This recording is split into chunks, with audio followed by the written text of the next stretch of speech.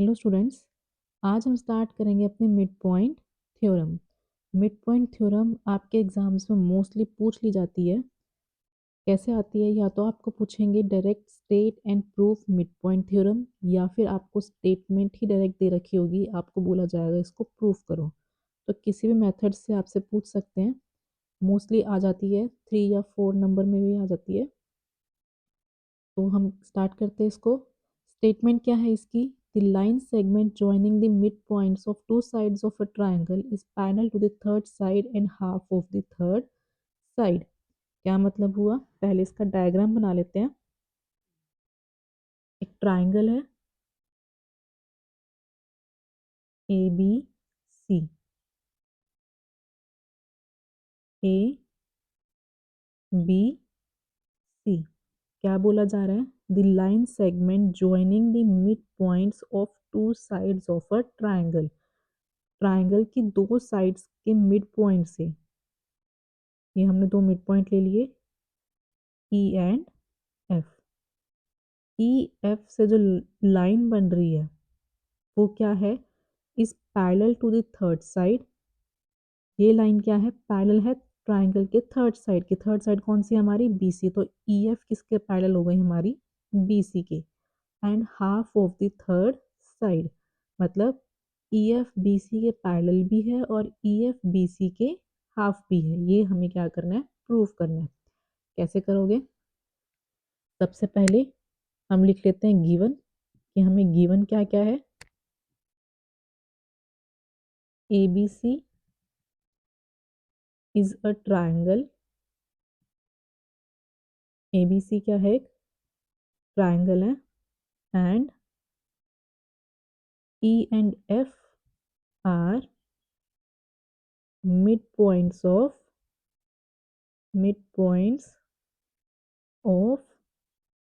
Sides A B and A C. एक triangle दे रखा है आपको ए बी सी, और ई और एफ क्या है? दो मिड पॉइंट्स है। कौन से साइड्स के? ए बी और ए सी के। अब इसको प्रूफ करने के लिए हम पहले क्या करेंगे? कंस्ट्रक्शन करेंगे। क्या है वो कंस्ट्रक्शन? एक लाइन ड्रॉ करेंगे हम सी से, जो पैरेलल होएगी किसके? ए बी के। और ई एफ को एक्सटेंड करेंगे, जो इस लाइन को मीट करेगी पॉइंट डी पे। ठीक है, ये हमने क्या किया है? कंस्ट्रक्शन किया। अब कंस्ट्रक्शन की है तो हम क्या करेंगे? यहाँ पे लिखेंगे भी सही। पहले हम क्या लिखते हैं? To prove. हमने प्रूफ करना क्या है? प्रूफ में हमें क्या दिखाना है? E F is parallel to B C and E F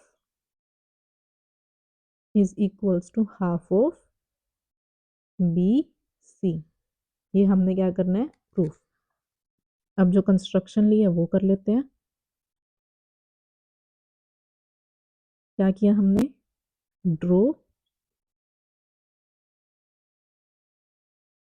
a line segment.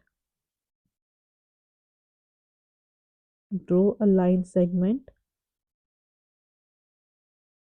From C parallel to, जो पैरेलल है किसके? ए बी। एंड एक्सटेंड, और हम क्या कर रहे हैं? एक्सटेंड कर रहे हैं E F two this line at point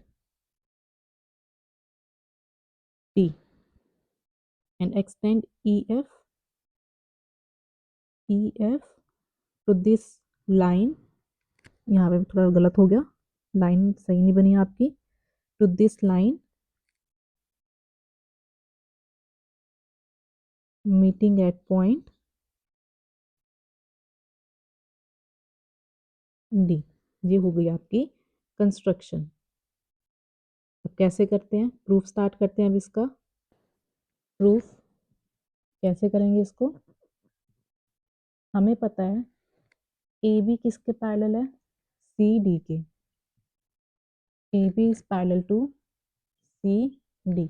और यहाँ पे ई डी क्या कर रही है? एक ट्रांसवर्सल के कहाँ ट्रांसवर्सल की तरह काम करके, तो यहाँ पे हम क्या लिखेंगे, and ED is a transversal. और हमें पता है अगर दो लाइन पैरेलल हो तो अल्टरनेट इंटीरियर एंगल कैसे होते हैं, इक्वल होते हैं। तो यहाँ पे क्या पेयर बन रहा है हमारा, ये वाला और ये वाले, ये दो एंगल्स कैसे हो जाएंगे हमारे, इक्वल हो जाएंगे। तो यहाँ से हम क्या लिखेंगे, therefore angle A E D is equal to angle C D E. Reason क्या हो जाएगा आपका, अल्टरनेट इंटीरियर एंगल।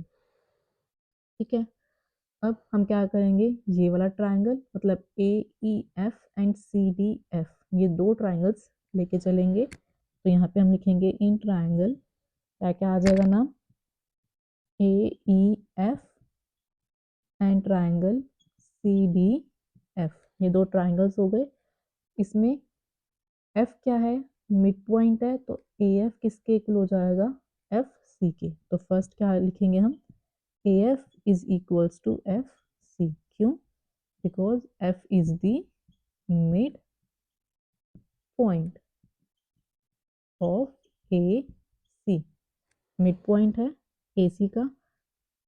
अभी हमने क्या बोला, ए ई डी, हम ए ई डी बोले या ए ई एफ बोले, एक ही बात है। तो यहाँ से क्या लिखेंगे, A E F is equals to angle C D F.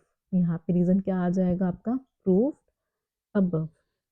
ऐसे ही ये वाला एंगल और ये वाला एंगल हमारा क्या हो जाएगा, इक्वल। क्यों, क्योंकि ये कैसे एंगल है, वर्टिकली अपोजिट एंगल है, और वर्टिकली अपोजिट एंगल क्या होते हैं, इक्वल होते हैं। तो यहाँ से आप क्या लिखोगे, angle A F E is equals to angle C F D. Reason क्या आ जाएगा आपका, वर्टिकली अपोजिट एंगल।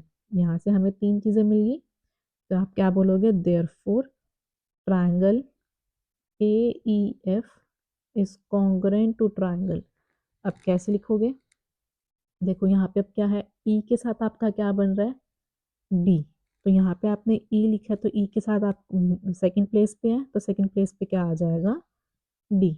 एफ के साथ क्या आना चाहिए, एफ ही आना चाहिए, तो एफ के साथ आपका क्या आ जाएगा, एफ। तो बचा क्या, सी। दैट मीन्स यहाँ पे क्या आ जाएगा आपका, सी। तो A E F is congruent to triangle C D F by which criteria. कैसे कैसे लिया हमने, पहले एंगल लिया, फिर एंगल लिया, फिर साइड ली। तो यहाँ से आपका क्या बन जाएगा, ए ए एस। तो यहाँ से ट्राइंगल कॉन्ग्रुएंट हो गया बाय ए ए एस। अब ट्राइंगल कॉन्ग्रुएंट है तो उनके कॉरस्पॉन्डिंग साइड्स भी इक्वल होती हैं। तो ए ई किसके इक्वल हो जाएगा, सी डी के। तो हम क्या बोलेंगे, therefore A E is equals to C D by C P C T. लेकिन हमें पता है ई मिड पॉइंट है, तो ए ई और ई बी क्या होंगे, इक्वल होंगे। But A E is equals to E B. Reason क्या आ जाएगा इसका, because E is the mid point. E क्या है, मिड पॉइंट है। तो यहाँ से हम क्या बोलेंगे, इसको इक्वेशन नंबर 1 ले लो, इसको इक्वेशन नंबर 2 ले लो। तो फ्रॉम फ्रॉम 1 एंड 2 हम क्या बोल सकते हैं, ये वाली साइड इसके इक्वल भी है और ये वाली साइड इसके इक्वल भी है। दैट मीन्स तीनों ही क्या हो जाएंगे, एक दूसरे के इक्वल हो जाएंगे। तो यहाँ से हम क्या बोलेंगे, बीई किसके इक्वल हो जाएगी, सी डी के। तो from 1 and 2 B E is equals to C D. इसको ले लो इक्वेशन नंबर 3। ठीक है, अब आगे क्या लिखोगे, सिंस बीई इक्वल है सी डी के, नाउ हमें पता है ए बी किसके पैरेलल है, सी डी के। अब ए बी सी डी के पैरेलल है, तो ऐसे ही बी ई भी सी डी के पैरेलल होगी। तो यहाँ पे हम क्या बोलेंगे, this implies BE is parallel to CD. BE CD के पैरेलल भी है और BE CD के इक्वल भी है। Also BE is equals to CD। ये चीज़ हमें अभी हमने प्रूफ की थी। अब यहाँ देखो, इस क्वाड्रिलेटरल में एक अपोजिट पेयर क्या हो गया, पैरेलल भी हो गया और इक्वल भी हो गया। ये एक प्रॉपर्टी है, अगर एक अपोजिट साइड्स का पेयर इक्वल और पैरेलल हो जाए तो हम क्या बोलते हैं, ये क्या है, एक पैरेललोग्राम है। तो यहाँ से हम क्या बोलेंगे, since one pair of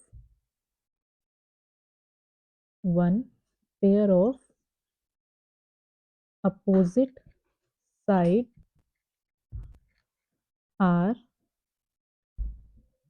opposite side is equal and parallel, equal भी है और parallel भी है, therefore EDCB EDBC is a parallelogram। ये क्या बन जाएगा, आपका एक पैरेललोग्राम बन जाएगा। और पैरेललोग्राम है तो अपोजिट साइड कैसी होती हैं, पैरेलल होती हैं। तो यहाँ से आप क्या बोल सकते हो, ED is parallel to BC। This implies ED is parallel to BC।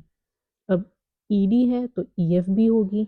यहाँ से हम क्या बोलेंगे, therefore EF is parallel to BC। अब यहाँ पे देखो, एक पार्ट कंप्लीट हो गया। दो चीज़ हमें प्रूव करनी थी, एक कि ये वाली साइड इसके पैरेलल है और सेकंड चीज़ हमें क्या दिखाना है कि ये वाली साइड इसके हाफ है। तो वो प्रूफ करेंगे। हमने प्रूफ किया था कि ये दोनों ट्राइंगल कैसे हैं, कॉन्ग्रुएंट है। तो यहाँ पे पहले हम क्या लिखेंगे, since triangle AEF is congruent to triangle CDF by AAS। ये दोनों ट्राइंगल कैसे हैं, कॉन्ग्रुएंट है। तो बाय सिंपलिसिटी हम क्या बोल सकते हैं, EF is equals to FD। तो यहाँ से हम क्या लिखेंगे, therefore EF is equals to FD by CPCT। अब EDCB कैसा एक पैरेललोग्राम है, तो यहाँ हम क्या लिखेंगे, also ED is equals to BC। Reason क्या आ जाएगा आपका, opposite sides of parallelogram. Opposite side है पैरेललोग्राम की तो वो इक्वल होगी। अब इसको कैसे करेंगे, ED को हम क्या लिख सकते हैं, EF प्लस FD। ED कैसे बन रहा है, EF plus FD is equals to ED, इसलिए हमने क्या लिखा, दोनों के सम के इक्वल लिख दिया, इक्वल्स टू BC। अब EF और FD कैसे हैं, इक्वल है, तो EF प्लस EF लिख सकते हैं यहाँ पे, इक्वल्स टू BC। रीजन क्या आ जाएगा, because ED is equals to BC। ये भी हमने ऊपर प्रूफ किया था। Twice of EF is equals to BC। तो EF किसके इक्वल हो जाएगा, आपका हाफ ऑफ BC। यही हमें प्रूफ करना था। इसी के साथ आपकी मिड पॉइंट थ्योरम कंप्लीट होती है। अगर किसी भी स्टेप पे कुछ भी प्रॉब्लम आई हो तो आप कमेंट बॉक्स में कमेंट कर देना, मैं वहाँ पे आपको बता दूंगी। और अगर आपको क्लास अच्छी लगी हो तो लाइक शेयर एंड सब्सक्राइब कर देना।